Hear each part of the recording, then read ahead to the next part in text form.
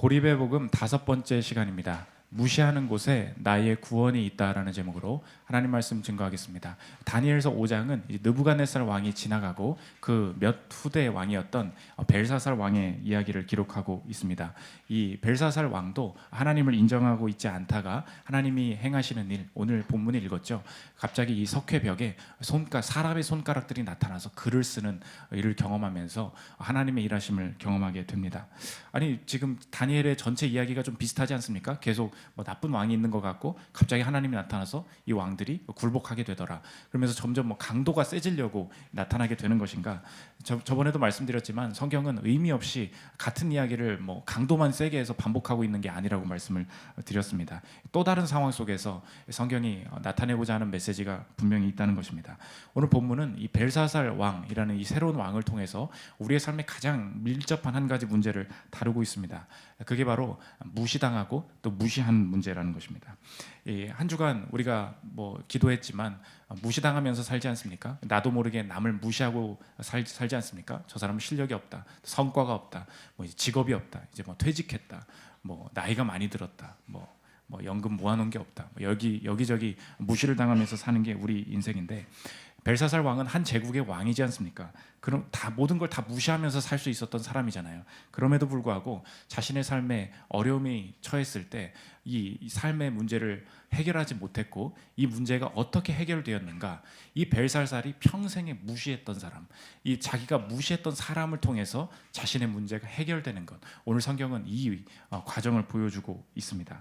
우리의 삶도 마찬가지입니다. 오늘 본문을 통해서 하나님을 만나게 되면 우리가 누군가를 무시하게 되는 것이 어떻게 치유되고, 또 우리가 무시당하고 있는 삶의 모습 속에 하나님께서 어떻게 우리를 건지시는지 오늘 본문을 통해서 그것을 살피는 시간 갖도록 하겠습니다.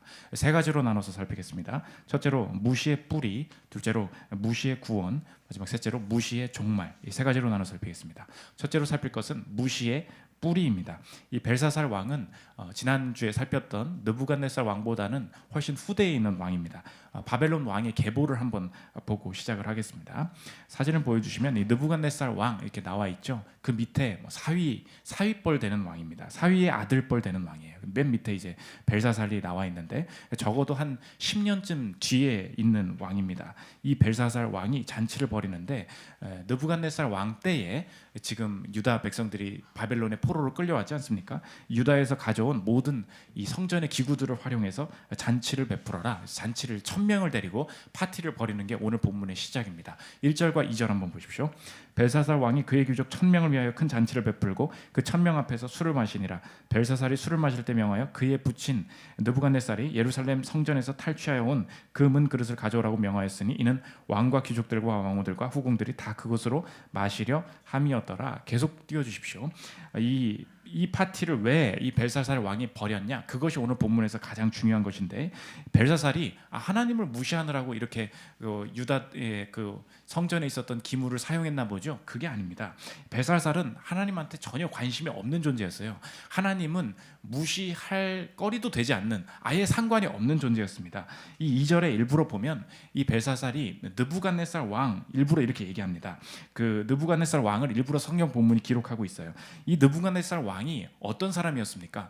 유다 포로를 다 끌고 왔는데 하나님을 만난 이후에 조서를 내리면서 하나님을 찬양하라, 내가 더 이상 하나님 앞에서 교만하지 않겠다, 이런 말을 했던 느부갓네살 왕이었습니다. 그런데 벨사살 왕은 이 기물을 사용해서 파티를 벌이고 있는 거예요. 왜 그렇습니까? 느부갓네살 왕은 절대 못할 일이 하나 있어요. 그게 무엇입니까?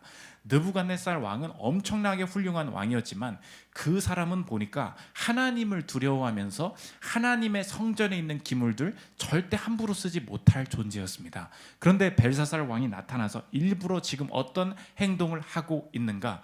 느부갓네살 왕이 못하는 짓 있지, 느부갓네살 왕은 결코 할 수 없는 일이 있지, 그런데 나는 그것조차도 할 수 있는 존재야. 나는 하나님의 성전에 있는 기물조차도 마음대로 가져다 쓰면서 파티를 벌일 수 있는 존재야. 의도적으로 느부갓네살을 내리깔고 무시하는 모습을 보여주고 있다는 것입니다. 그러니까 그냥 파티를 벌인 게 아니에요. 일부러 이 파티를 통하여서 나의 우월함을 드러내고 선왕이었던 느부갓네살 왕을 무시하려고 이 파티를 벌이고 있다는 것입니다. 이 벨사살 왕이 자신의 열등감에 시달리면서 남을 무시하고 있다는 이런 상황 속에서 이 파티를 벌였다는 것을 또 쉽게 알 수 있다는 것이 본문에 나오는데, 아까 그 족보를 보시면 알 수 있지 않습니까? 아버지 나보니두스 왕이 있었습니다. 그런데 이 벨사살 왕이 됐으면 내가 이 제국의 1인자가 되어야 될 거 아니에요. 그런데 아버지가 있었어요. 이 아버지가 벨사상을 온전한 왕으로 삼지 않고 아버지는 외국에 원정 가서 전쟁을 치르고 있었습니다. 그러니까 섭정을 시킨 거예요. 섭정을 하고 있었습니다. 그러니까 나는 첫째가 아니고 언제나 나보니두스 아버지가 첫 번째 왕이에요. 나는 늘 두 번째, 이 나라에 내가 통치를 하고 있는데 섭정을 하고 있으니까 두 번째라는 것입니다. 그러니까 오늘 이 손에 손가락이 나타나서 글씨를 쓸 때 누가 이 글을 해석하면 이 제국의 셋째 통치자로 삼겠다 이런 말을 합니다. 왜 그러냐? 왕이 첫 번째면 두 번째 통치자를 해줘야 될 거 아니에요. 아버지가 있었던 거예요. 내가 두 번째였던 거예요. 그러니까 셋째 통치자다 이렇게 얘기를 합니다. 7절 한번 보십시오. 왕이 크게 소리질러 술객과 갈대아 술사와 점쟁이를 불러오게 하고 바벨론의 지혜자들에게 말하되 누구를 막론하고 이 글자를 읽고 그 해석을 내게 보이면 자주색 옷을 입히고 금사슬을 그의 목에 걸어주리니 그를 나라의 셋째 통치자로 삼으리라 하니라. 이 구조를 아시겠습니까? 저 위에는 느부갓네살이라는 큰 왕이 있고 내가 첫째 통치자가 되어야 되는데 아빠가 그 나가 있으니까 내가 섭정하면서 이 두 번째밖에 될 수 없고, 그러니까 이 벨사살 왕이 삶에서 구조적으로 느꼈던 자신의 삶의 이 정체성의 번민이 무엇입니까? 나는 누구인가? 난 뭘 잘하는가? 나는 도대체 이 제국에서 인정을 받는 존재인가? 그러니까 나는 내 위에 있던 이런 사람들보다 더 많은 인정을 받고야 말겠다. 나도 괜찮은 존재다라는 것을 인정하기 위해서 의도적으로 지금 성물의 수를 따르면서 지금 내 우월함을 보여주고 느부갓네살을 무시하고 있다는 것입니다. 오늘 성경은 모든 사람들이 내 자신에 대한, 하나님을 떠나면 내 자신에 대한 우월함, 내 자신의 가치를 확인하기 위해서 사용하는 무기가 무엇인지를 보여주고 있는데 그게 바로 무시라는 것입니다. 이 남을 무시하고 이 남을 철저하게 내리깔면서 자신의 삶의 가치를 높이려는 게 인간의 본성이라는 거예요. 그러므로 오늘 한 주간 여러분의 삶을 살아가시면서 한 주간 무시당하셨습니까? 그러면 진짜 기분 나쁘네. 저 사람 왜 저러는 거야? 이렇게 그냥 하고 끝낼 게 아니에요. 그 사람은 어떤 걸 기준으로 사람을 판단하는구나, 어떤 것을 기준으로 자기 자신이 높아지기를 원하는구나, 그 속에 그게 이제 보이기 시작합니다. 이 무시는 단순한 매너가 안 좋고 뭐 그냥 삶의 습관이 잘못들고 언행을 잘못하고 그러지 않다는 거예요. 이 무시는 인간의 뿌리 깊은 본성이라는 것입니다. 내 자신의 가치를 확보하기 위해서 여러분이 아무리 무시하지 말라고 해도 알게 모르게 많은 사람들이 끝까지 평생 여러분을 무시하면서 무시하는 것을 보게 될 거라는 거예요. 반대로 우리도 마찬가지입니다. 내가 어느 순간 어떤 사람한테 한마디를 들었는데 굉장히 날 무시하네. 너무 화가 나고 너무 그 부분이 잊혀지질 않고 그 한마디 들은 것 때문에 너무 절망이 됐습니다. 그러면 그 사람만 탓할 것이 아니라 내 인생에 무엇 때문에 내가 무엇으로 내 인생의 가치와 존귀함을 삼고 있었길래 저 말이 내 인생에 그렇게 크게 박혔는지, 내 인생의 내 안에는 하나님이 아니라 다른 것을 기준으로 내 인생의 미래와 가치를 삼고 있는 것이 보일 수 있다는 것입니다. 돈 얘기 들으면 크게 절망하는 사람이 있고요. 외모 얘기 한마디 들었다고 교회 안 다니는 사람이 있어요. 뭐 나이에 대해서 한마디 했다고 뭐 내가 여자라고 남자라고 뭐라고 한마디, 남자답지 못해 뭐 여자답지 못해 한마디 했다고 인생이 무너지는 사람이 있습니다. 한번 생각해 보십시오. 내가 특별히 어떤 부분에 있어서 한마디 들으면 무너져 버려요. 무시당했다고 막 화가 엄청 나요. 왜 그런지 아십니까? 내 안에 하나님을 기준으로 삼지 않고 내가 삼았던 그 기준을 가지고 내 미래의 소망을 다 예측하고 있었던 거예요. 이 무시는 정체성의 문제고 이 죄인된 인간의 본성이 된다는 것입니다. 그 무시당하지 않으려고 발버둥치는 모습이 누구에게까지 나타나느냐? 오늘 왕까지 나타나는, 성경이 그걸 보여주고 있는 거예요. 한 나라의 왕을 봐라. 아무것도, 모든 사람을 무시할 수 있는 사람도 이 무시당하지 않으려고 발버둥치는 이 모습을 보느냐? 하나님을 떠나면 모든 사람이 이 무시에 시달리게 된다. 오늘 성경이 그것을 보여주고 있다는 것입니다. 우리 교회 그 교역자이신 우리 현수 강도사님이 옛날에 사업할 때 물어보니까 사업이 되려면 무조건 이 사업 인터넷 홈페이지 맨 밑에 뜨는 주소, 네이버 지도에 치면 나오는 이 주소를 무조건 이 사서함을 강남이나 서초로 해놔야 된다는 거예요. 뭐 그런 게 뭔 소용이야? 그냥 우리 집에서 자기 집으로 등록하면 되지. 그렇지 않다는 거예요. 사서함을 주소를 강남으로 서초로 해놓지 않으면 투자자들이나 사람들이 그냥 주소를 보는 순간부터 무시한다는 것입니다. 그래서 우리가 뭐 사업할 때 여기 봉천동으로 해? 그럼 절대 안 된대요. 아무도 전화가 안 온다는 거예요. 사서함 강남 서초 밖에는 뭐 딴 데도 안 된대요. 그냥 서초여야 되고 뭐 그여야 되고 사람들이 그런 거 하나만 가지고 그래서 이 사서함을 돈을 내고 한 달에 뭐 몇십만 원씩 내고 이 사서함을 등록해 주는 사업도 있어요. 아십니까? 얼마나 사람들이 무시당하지 않기 위해서 노력하는지 그런 것들을 챙겨주기 위해서 벌이는 사업들까지 있다는 것입니다. 어떤 박사 과정을 수료하신 분이 있었습니다. 근데 내가 이제 박사를 땄는데 요즘 박사 자리가 없잖아요. 강의할 자리가 없었던 거예요. 그런데 박사도 못 따고 석사만 수료한 어떤 사람이 너무 능력이 출중해서 대학교에 나가서 강의를 하는 것을 보게 되었습니다. 쟤는 박사도 못 따낸 거예요. 그러니까 이 사람이 어떤 행동을 하느냐, 주변의 학생들을 만나면서 수소문해 가면서 저 선생은 박사도 못 딴 사람이야, 그냥 석사 가지고 저렇게 그냥 나대고 있는 거야, 막 이렇게 욕을 하면서 돌아다니는 것을 보게 됩니다. 왜 그렇습니까? 무시하는 거예요. 깎아내리는 거예요. 그런데 반대로 이 박사가 없이 강의를 다니는 사람은 뭐라고 막 말을 하고 다녔느냐, 박사학위는 연구 능력이랑 아무 상관없다고 이런 얘기를 꼭 수업 시간에 붙이더라는 거예요. 뭐 박사 가지고 강의 잘하냐고 뭐 이런 얘기를 일부러 합니다. 그런데 이 박사 없던 이 사람이 드디어 박사학위를 취득했어요. 그랬더니 그 다음날 강의 시간에 들어와서 뭐라 그러냐, 당연히 가르치는 자는 박사가 있어야 된다고 그렇게 말을 바꾸더라는 거예요. 다음 학기 강의에 보십시오. 이 박사 있는 사람만 무시하는 줄 알았어요. 아니에요. 박사가 없었던 상황에서도 남을 무시했고요, 박사가 생기면 또 그걸 가지고 남을 무시하더라는 것입니다. 보이십니까? 이건 그냥 잘못된 습관이 아니에요. 내 자신의 믿음, 내 자신의 가치, 내 자신의 정체성이 어디에 있느냐에 따라서 사람들이 이 남을 무시함을 통해서 자신의 삶을 높이게 되더라는 것입니다. 하야미즈 도시코라는 박사님이 계십니다. 이분이 쓴 책인데 그들은 왜 남을 무시하는가.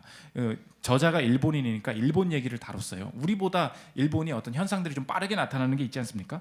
일본의 많은 젊은 사람들이 자기는 쥐뿔도 없으면서 실력도 없으면서 인터넷에서 뭐 인스타에서 남의 얘기, 뭐 남의 흠이 막 나오면 뭐 그냥 함부로 무시하고 선생 무시하고 부모 무시하고 이런 게 너무 많아졌다는 거예요. 그래서 왜 이렇게 일본 젊은이들이 이런 것들을 무시하게 되었는가? 그러면서 한 가지 소개하는 개념이 뭐냐? 요즘 시대의 젊은이들은 가상적 유능감. 나는 실제로 유능하지 않은데 가상적으로 내 유능감을 만들기 위한 방법이 뭐냐? 남을 내리깔면서 남을 쉽게 무시하면서 자신을 높이더라는 거예요. 그 얘기를 한번 들어보십시오. 가상적 유능감이란 타인을 경시하는 순간 본인은 나는 남보다 잘났어, 유능해 라고 생각하는 습관적인 심리를 말한다. 현대인은 체면을 유지하기 위해서 주변에 있는 타인의 잠재력과 능력을 아주 간단히 부정해버린다. 이 세상 사람들은 죄다 시시하고 하잘 것 없어 라는 생각을 어느새 자신의 내면 깊숙한 곳에 쌓아가고 있다. 이런 식으로 타인을 경시함으로써 역으로 자신을 긍정적으로 바라볼 수 있게 되는 것이다. 타인의 능력을 낮게 내려다볼수록 자신의 능력은 높이 평가하게 된다. 보이십니까? 이게 우리의 모습일 수 있다는 거예요. 그러므로 여러분 한번 돌아보십시오. 오늘 하나님께서 우리를 찌르시는 게 뭔지 알아요?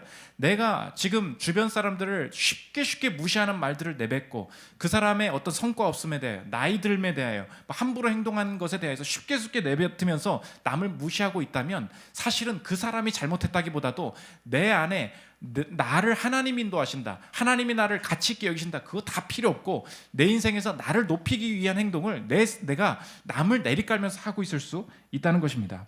오늘 왕도 힘들어하고 있었어요. 우리도 마찬가지입니다. 하나님이 오늘 이 무시당하고 무시하는 우리의 삶에서 이것을 벗어나기를 원하시고 남을 무시하지 않아도 되는 자유함을 오늘 얻기 위하여서 오늘 이 본문을 주셨고 오늘 이 말씀을 듣는 사람마다 이 자유함을 얻을 수 있다는 것입니다. 두 번째 살펴볼 것은 무시의 구원입니다. 그러면 목사님, 어떻게 남을 무시하는 사람들, 나뿐만 아니라 주변에 많이 있는데 어떻게 이렇게 남을 무시하면서 우월함을 차지하려는 이 사람들을 하나님께서 건지시고 자유함을 주십니까? 이 무시의 구원인데 두 가지 방식이 있습니다. 하나님께서 어디서 우리를 자유롭게 하시느냐, 우리를 치유하시느냐, 두 가지 위치인데, 한 가지는 내가 무시하는 곳, 거기서 나를 구원하시고, 또 한 가지는 무시당하는 곳, 내가 무시당하는 곳에서 나를 구원하신다는 거예요. 무시하는 곳, 무시당하는 곳, 이 두 가지 위치가 하나님의 구원의 자리라는 것입니다. 첫 번째로 무시하는 곳인데, 오늘 이 벨사살 왕에게 그리고 그 참석한 귀족들에게 하나님이 사람의 손가락을 통하여서 메네 대기를 우바르신 너는 부족하다, 저울에 달아보니까 부족하다, 이제 5장 뒤에 보면 그런 뜻이에요. 이제 막 벽에 글씨가 쓰여집니다. 그러니까 귀족들이 다 놀래가지고 저거 뭐야, 귀신이야 막 하고 있는데, 이 벨사살이 이 글을 해석을 못 하겠는 거예요. 분명히 내 인생에 위기가 다가온 것 같은데 이 글을 해석해야 될 거 아닙니까? 해석할 사람이 없습니다. 그런데 누가 이거 해석 못하나 알아봐봐 그랬더니 왕비가 한 명 들어오는 거예요. 오늘 본문을 잘 읽어야 되는데, 벨사살의 왕비는 이미 파티에 참석하고 있었겠죠. 오늘 그게 중요해요. 오늘 야 누가 좀 알아봐봐 그랬더니 왕비가 들어왔다다 그래요. 그러니까 이 성경학자들의 동의하는 건 뭐냐면, 이 왕비는 벨사살의 아내가 아니라는 거예요. 벨사살의 아내는 이미 파티하고 있었지. 누가 들어왔느냐? 벨사살이 무시하고 있던 사람이었다는 거예요. 그게 누구냐? 학자들은 동의하기를 아마 느부갓네살의 부인이었을 것이다. 아마 자신의 선왕 나보니두스의 부인이었을 것이다. 그 왕비가 들어왔을 것이다 이야기합니다. 들어와서 걱정하지 마십시오, 다니엘이 있습니다. 그것을 그 왕비가 소개하더라는 거예요. 오늘 10절부터 12절 한번 보십시오. 이 왕비가 누군지 그 얘기예요. 왕비가 왕과 그 귀족들의 말로 말미암아 잔치하는 궁에 들어왔더니 이에 말하여 이르되, 왕이여 만수무강하옵소서. 왕의 생각을 번민하게 하지 말며 얼굴빛을 변할 것도 아니니이다. 걱정하지 마십시오. 왕의 나라에 거룩한 신들의 영이 있는 사람이 있으니 곧 왕의 부친 때에 있던, 이 부친은 선임자, 이게 바로 아버지가 아니라 그냥 선임이라고 생각하면 돼요. 느부갓네살 때 있던 다니엘이 있습니다. 12절, 왕이 벨드사살이라 이름하는 이 다니엘은 마음이 민첩하고 지식과 총명이 있어 능히 꿈을 해석하며 은밀한 말을 밝히며 의미를 풀 수 있었나이다. 이제 다니엘을 부르소서. 그리하시면 그가 그 해석을 알려드리리이다 하니라. 문제는 뭐냐? 이 벨사살이 굉장히 꺼림칙해 했다는 거예요. 왜냐? 내 선대왕 부친 때 있었던, 부친이 인정한 그 사람이잖아요. 지금 오늘 무시하는 문제가 5장 전체에 나오고 있다는 것입니다. 벨사살은 그거 진짜 싫어했어요. 왜? 느부갓네살 얘기 좀 하지 말라는 거예요. 나는 그거 너무 싫다는 거예요. 그런데 느부갓네살 왕비, 혹은 아버지의 왕비일 수도 있고, 그 왕비가 들어와서 얘기하는 게 뭡니까? 제 말 좀 들어보세요. 그 사람이 해결해 줄 수 있을 것입니다. 지금 벨사살을 구원하시기 위한 하나님의 방법이 어디에 숨겨져 있었습니까? 벨사살이 무시하는 그곳, 벨사살이 무시했던 그 사람을 통해서 구원하시는 하나님의 이 놀라운 역사가 있었다는 것입니다. 이 벨사살은 느부갓네살만 무시한 게 아니에요. 또 한 가지 자신의 삶에 꼬여 있었던 남을 무시하는 습관이 하나 있었는데, 그것이 뭐냐? 인종의 문제였어요. 민족의 문제였어요. 지금 갈대아 족속이잖아요. 이 바벨론 사람들이지 않습니까? 유다는 어떤 민족이에요? 우리의 식민지예요. 우리가 지배하는 민족이라고. 그러니까 다니엘이 앞에 딱 나왔을 때 다니엘한테 뭐라고 말을 하느냐? 다니엘이시군요 이렇게 안 하고, 네가 그 유대 민족의 그때 유대의 그 사람, 유대 말을 계속 반복합니다. 13절 한번 보십시오.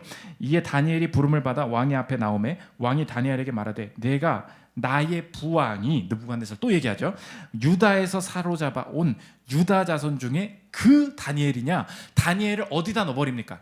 유다에서 사로잡혔지. 너는 유다에서 사로잡혀 와서 온 그 유다 자손의 그런 민족이지? 물어봅니다. 그 선왕 때 그 사람이지? 왜 이렇습니까? 지금 벨사살이 지금 사로잡혀 있던 모든 게 그런 거예요. 민족에 대한 차별, 인종에 대한 차별, 무시, 그 다음에 선왕에 대한 무시, 이게 다 섞여 있었던 것입니다. 그런데 이 벨사살을 구원하시는 하나님의 방법이 다 뭐였어요? 왕비를 통해서, 다니엘을 통해서. 이게 지금 벨사살의 어떤 위치였습니까? 무시하는 곳, 내가 무시하는 곳. 저 여러분이 하나님께서 다가오실 때 하나님의 일하심은 이런 것이다, 내가 생각했던 나의 정체성, 나의 교만을 깨실 때 하나님께서 사용하시는 방법이 뭔지 아십니까? 내가 무시하는 그 사람, 내가 그 사람보다 우월하다고 생각했던 그 사람을 통하여서 의외의 도움을 얻게 하시고, 나를 낮추시고, 그 사람을 통하여서 내가 승진이 되게 하시고, 그 사람을 내가 함부로 여기는 걸 내가 그만둘 때 길을 여시는 하나님의 일하심이 있다는 것입니다. 젊은 목사님들은 대부분 뭐 저 같은 사람들은 이 젊은 혈기에 저항감이 있지 않습니까? 제가 몇 개월 전에 겪었던 얘기인데 어떤 그 목사님이 전화가 온 거예요. 저 어떤 감리교회 목사입니다. 그러더니 책을 잘 읽었다는 거예요. 그래서 내 인생 여기서 끝나지 않는다. 이 책을 잘 읽었는데 뭐 설교가 그 내용이 좋아서 제가 좀 이거 가지고 설교 좀 하려고 하는데 설교 좀 해도 되겠습니까? 뭐 그런 거예요. 저는 속으로 이제 생각을 한 게 뭐 이렇게 시니어 목사님들에 대한 본능적인 무시가 있잖아요. 뭐 설교 준비를 뭐 할 게 없어가지고 남의 책이나 베껴도 그래도 말씀을 하시고 하니까 참 뭐 매너 좋으신 분이긴 하네. 뭐 그러시라고 열심히 감사합니다. 이렇게 넘어갔습니다. 근데 뭐 어디 조그만 교회에서 뭐 제대로 뭐 하지도 못하는 분이라서 그렇게 한가 보지. 그리고 넘겼어요. 근데 오늘 지난주에 뭐 연락이 온 거예요. 우리 교회에 청년부가 있는데 청년부에서 좀 말씀을 증거해 주셨으면 좋겠습니다. 초청이 온 거예요. 찾아보니까 그 담임 목사님이 있는 그 교회인 거예요. 그래서 여기가 어디야 보니까 우리 그 김현수 강사님이랑 황성주 집사님 집 바로 앞에 대림 감리교회라고 있어요. 가보니까 내가 이게 아파트 주차장인지 너무 큰 곳이었는 거예요. 뭐 어디 그 시골에 어떤 목사님인 줄 알았는데 아니 가서 지난주에 그 청년부에서 말씀을 증거하고 왔거든요. 그랬는데 담임 목사님이 꼭 자기 좀 보고 가래요. 가서 보니까 자신은 시니어 목사님들만 인정하는 것이 아니라 열심히 사역하시는 젊은 목사님들을 세워주고 또 많은 그 교류의 기회를 만들었으면 좋겠다. 앞으로 이 젊은 사역자를 초청할 일이 있을 텐데 좀 많이 자주 와주셨으면 좋겠다. 이렇게 말씀을 하시는 것을 듣고 제가 사진도 같이 찍고 왔습니다. 보십시오. 더 무시했으면 큰일 날 뻔했죠. 저는 그냥 내가 젊은 사람이고 내가 훨씬 스마트하고 뭐 책을 뭐 베끼는 사람이 어디 있어 이렇게만 생각하고 있었는데 저보다 훨씬 더 결코 젊은 사람을 무시하지 않고 세워주려고 하고 그분 때문에 저의 사역의 길이 열리게 된 거 아닙니까? 보십시오. 윗사람만 아랫사람 무시하는 거 아니에요. 아랫사람도 윗사람 무시해요. 이게 서로가 다 있다는 것입니다. 젊은 사람은 늙은 사람 무시하고요. 윗사람은 아랫사람 무시하고요. 다 섞여 있습니다. 우리 안에 그런 무시로 하나님의 구원의 기회를 놓치지 마십시오. 우리를 하나님 합력하여 선을 이루시는 우리의 약함과 부족함을 통해 일하시는 분은 하나님밖에 없습니다. 이것을 우리가 실제적인 삶 속에서 적용하지 못하다 보니까 우리의 무시하는 부분들을 다 깨어 나가시게 된다는 것입니다. 재미있는 그 현실적인 얘기 하나 하면 로버트 케이드라는 그 플로리다 대학의 의학 신장학 교수님이 계셨습니다. 이분이 그 플로리다 대학의 풋볼팀 경기를 막 밖에서 지켜보고 있었어요. 그런데 지켜보는데 애들이 땀을 펄펄 흘리는데 보니까 땀을 그렇게 많이 흘리고 물을 그렇게 많이 마시는데도 소변을 보러 안 가는 거예요. 사람들이 신장학 교수니까. 그런데 관심이 많잖아요. 쉬를 안 해. 이 사람들이. 그래서 왜 소변을 안 보지? 이제 그 연구를 해보니까 땀을 흘릴 때 나트륨이랑 칼륨이 다 빠져나오는 거예요. 그러니까 물만 마셔서는 아무 소용이 없는 거예요. 이 나트륨이랑 칼륨을 보충을 해야 되는데 그래서 이 보충하는 그 음료를 만들어야 되겠다. 그래서 이 음료를 막 만들어가지고 이걸 마셔보세요. 그럼 이길 수 있습니다. 그랬더니 이걸 딱 마시더니 사람들이 무시한 거예요. 변기 세제 맛이 난다고, 유한락스 맛이 난다고 막 무시를 한 거예요. 이런 거 안 먹는다고. 그래서 절망을 해서 집에 왔어요. 근데 우리가 보통 가까운 사람 말 무시하지 않습니까? 아내 말 무시하고 남편 말 무시하고. 근데 아내가 막 그 절망하고 있던 이 교수님 보더니 아내가 딱 한마디 한 거예요. 그 레모네이드를 한번 섞어보세요. 그런 거예요. 여보야, 레모네이드 한번 섞어봐. 아이, 무슨 또 레모네이드야. 이렇게 무시할 수 있는데 그 한마디 말을 무시하지 않고 과일 가게 가가지고 레모네이드를 사다가 조금 섞었다는 거예요. 그랬더니 나오게 된 게 뭐예요? 게토레이가 그렇게 나온 거예요. 그래서 그거 마시면서 이 플로리다 대학이랑 다시 풋볼 경기를 했는데 계속 이기는 거예요. 진짜 이기는 거예요. 나중에 조지아 공대를 이겨버리고 그 조지아 공대 코치한테 갔어요. 왜 졌냐 그랬더니 우리에겐 게토레이가 없거든요. 진짜 인정해버린 거예요. 그러면서 이 게토레이가 지금 이 교수님이 죽었거든요. 근데 이 여자분은 계속 자기 혼자 강의하러 다녀. 지금 남편은 죽었는데 혼자 자기는 게토레이도 만들지도 몰라. 근데 그 한마디 때문에 남편은 죽었지만 게토레이가 이렇게 훌륭한 거라고 막 강의하러 다닙니다. 보십시오. 게토레이가 어떻게 생긴 거예요?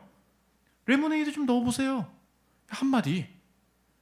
여기에 구원이 있었다는 것입니다. 그러므로 약함과 다름을 통하여서 일하시는 하나님을 인정하는 길, 우리가 무시를 버리는 것입니다.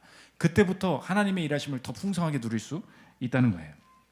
두 번째, 무시당하는 곳에서 우리를 구원하시다는 것입니다. 지금 벨사살은 남을 무시하고 있었죠. 반대로 생각해 보십시오. 무시당하는 자가 있었던 거 아니에요.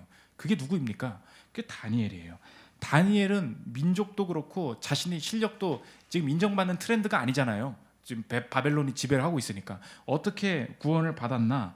무시당하는 곳에서 구원받았다는 것입니다. 다니엘은 주도적으로 할 수 없는 인생이고 벨사살에게 부름을 받아서 끌려 나왔다. 13절 이렇게 이야기합니다. 들어보십시오. 이에 다니엘이 부름을 받아 왕의 앞에 나오매 왕이 다니엘에게 말하되 내가 나의 부왕이 유다에서 사로잡아온 유다 자손 중에 그 다니엘이냐? 그 놈이냐? 근데 어떻게 나오게 된 거예요? 다니엘이 공채 지원하지 않았어요. 다니엘이 부름을 받았다. 이거 오늘 수동태거든요. 끌려 나왔다는 것입니다. 주도적인 게 하나도 없는 상황이었는데 하나님께서 다니엘을 구원하시는 방법은 무엇이었는가? 무시당했고 끌려다녔지만 끌려당한 곳, 수동적인 곳, 무시당하는 그곳에서 하나님을 의지하고 설 때에 하나님이 끌려당하는, 무시당하는 그 방식을 통하여서 이 다니엘이 결국 셋째 통치자가 되거든요. 하나님께서 이 일을 높이시는 것을 보게 된다는 것입니다. 이 다니엘의 마음속에는 무엇이 있었는가? 이 기회를 활용해서 내가 앞으로는 무시당하지 않아야지, 이 정체성이 아니었어요. 벨사살이 나를 부르지만 나를 부르시고 사용하시는 것은 하나님이다. 하나님의 부르심의 근거가 있었기 때문에 지금 이 기회를 잡았다고 해서 이 기회를 악용하지 않았다는 것입니다. 저 같으면 그럴 것 같아요. 제가 이제 내가 나밖에 해석할 수 있는 사람이 없지 않습니까? 그러면 딱 나가서 그럴 것 같아요. 아, 벨사살 왕이에요. 왕이 되신, 한마디 덧붙이는 거죠. 왕이 되셨는데 이거 못 읽으세요? 그러시는구나. 뭐 이런 거 있지 않습니까? 뭐 무시는 아니지만 무시하는 거, 뭐 여러분 잘하잖아요. 그런 거. 아, 이거 못해요? 뭐 이런 직장에서 그런 말 엄청 뭔지 아시죠? 다 아시죠? 여러분이 다 쓰시는 거잖아요. 이거 못해요? 몰랐어요? 뭐 이런 거 하면서 무시하면서 내 그 가치를 높이는데 한마디 슬쩍슬쩍 건드면서 무시하는 말 결코 하지 않았어요. 그리고 이게 지금 무시당하는 입장에서는 내 인생 역전의 기회 아닙니까? 벨사살이 뭐라 그랬냐면 해석하면 내가 그 금은보화를 다 내게 주겠다. 근데 다니엘의 마음속엔 처음부터 그게 없었어요. 내가 앞으로 무시당하지 않을 기회만을 찾고야 말 거야 라고 처음부터 생각하지 않았고 이 금은보화 안 주셔도 됩니다. 제가 하나님께 부름받아서 일하는 것입니다. 17절 보십시오. 다니엘이 왕에게 대답하여 이르되 왕의 예물은 왕이 친히 가지시며 왕의 상급은 다른 사람에게 주옵소서. 그럴지라도 내가 왕을 위하여 이 글을 읽으며 그 해석을 아뢰리이다. 이 기회를 이용해서 다신 무시당하지 않는 인생을 살아야지. 이 지금 몇 주간 떠들썩한 우리나라에 문제가 있지 않습니까? 어떤 공기업에서 뭐 내부 정보를 이용하여서 투기에 사용하였다. 이 똑같은 얘기 아니에요? 제 다니엘의 인생, 직원들이 왜 그렇게 행동했을까요? 내 인생이 세상적인 가치로 보면 역전할 수 없고 큰 내가 부를 누릴 수 없다는 무시당하는 인생이다. 그러므로 기회를 찾아야만 내 인생이 잘 될 수 있을 것이다 라는 생각에만 사로잡혀 있다 보니 하나님이 나를 이 직장으로 부르신 것이 아니에요. 내가 기회를 주도적으로 잡고 뚫고 나갈 그 기회만을 잡고 있는 거잖아요. 그러면 다니엘이 그 기업에 있다고 생각해 보십시오.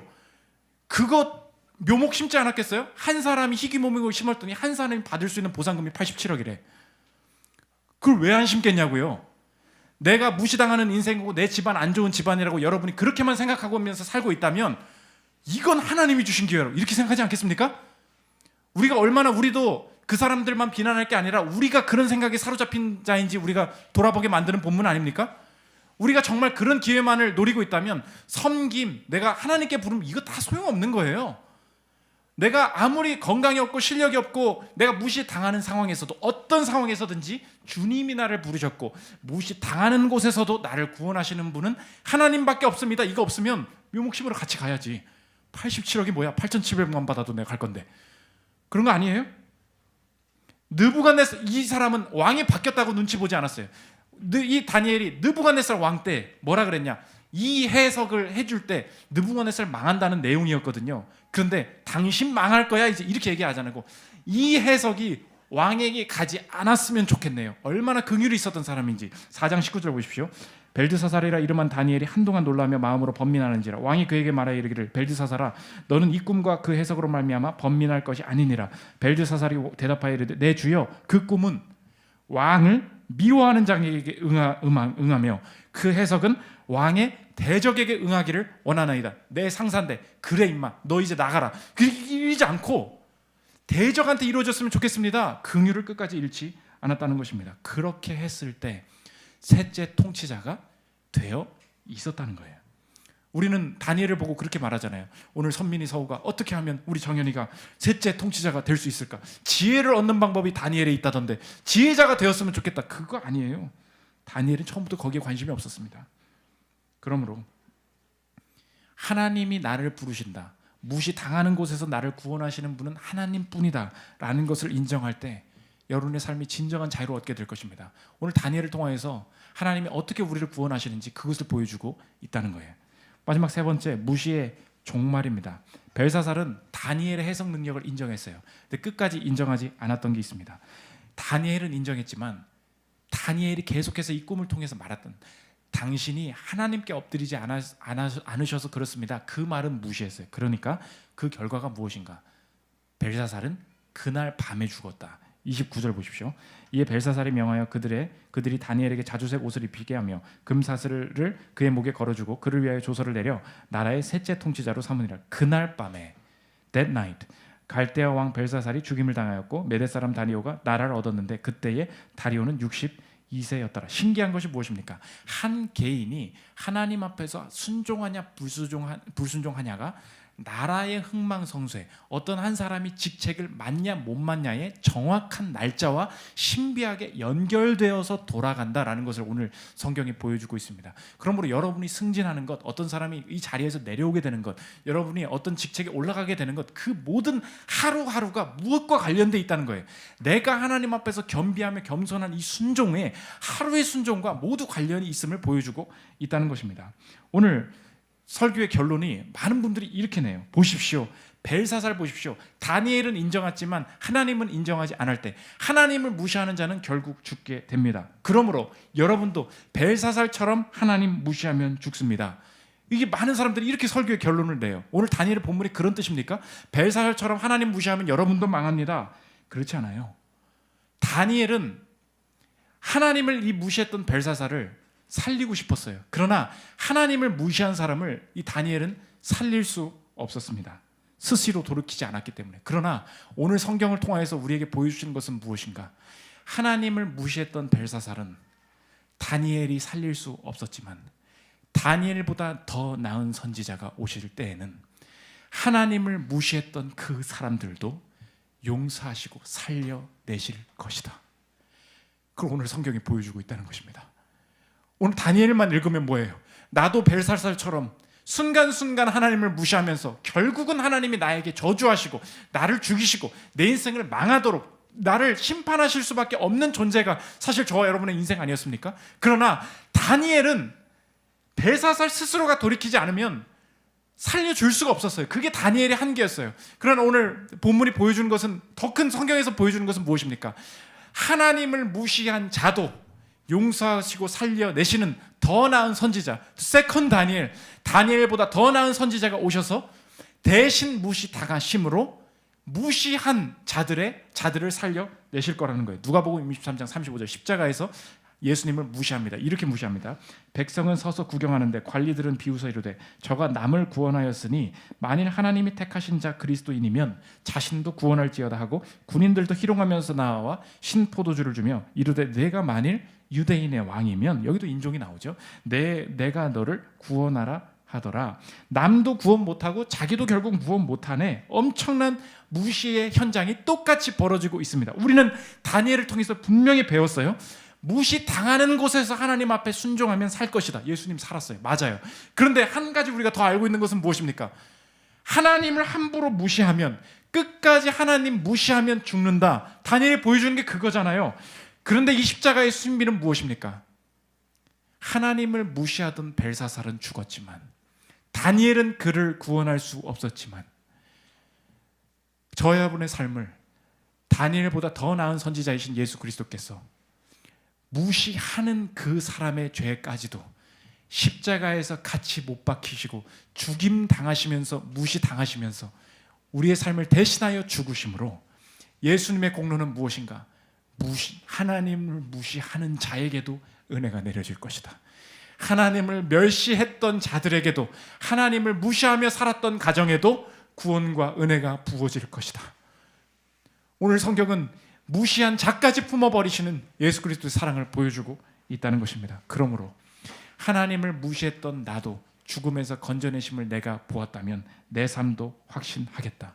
이제 내 삶에 내가 스스로 무시당하지 않으려고 발버둥 치면서 하나님을 무시했던 내 삶을 하나님 앞에 회개하기를 원한다.